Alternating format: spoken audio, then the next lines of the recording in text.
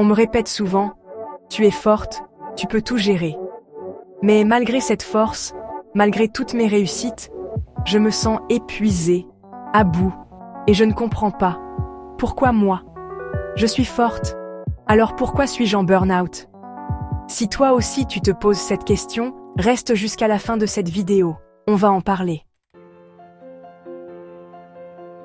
Être forte, c'est souvent être celle qui dit oui à tout, celle qui prend tout sur ses épaules.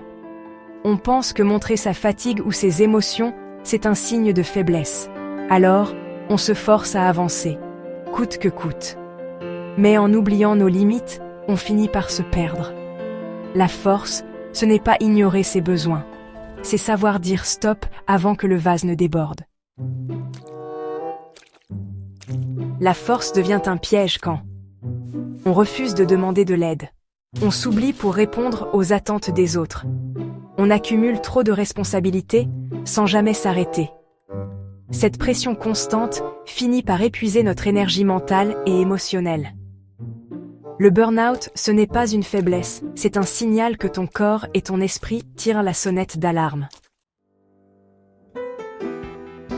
La première étape, c'est de te rappeler que tu n'es pas obligé de tout faire seul. Demander de l'aide, c'est aussi une preuve de force. Ensuite, écoute ton corps, il te parle. Si tu ressens de la fatigue, ralentis. Et surtout, autorise-toi à être humaine, à avoir des moments de vulnérabilité. La vraie force, c'est de savoir s'arrêter pour prendre soin de soi. Parce que pour donner aux autres, il faut d'abord être bien avec soi-même.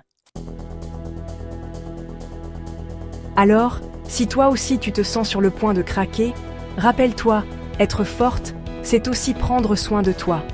Et si tu veux qu'on en parle ou que je t'accompagne sur ce chemin, écris-moi en commentaire ou abonne-toi. Tu n'es pas seul dans cette bataille.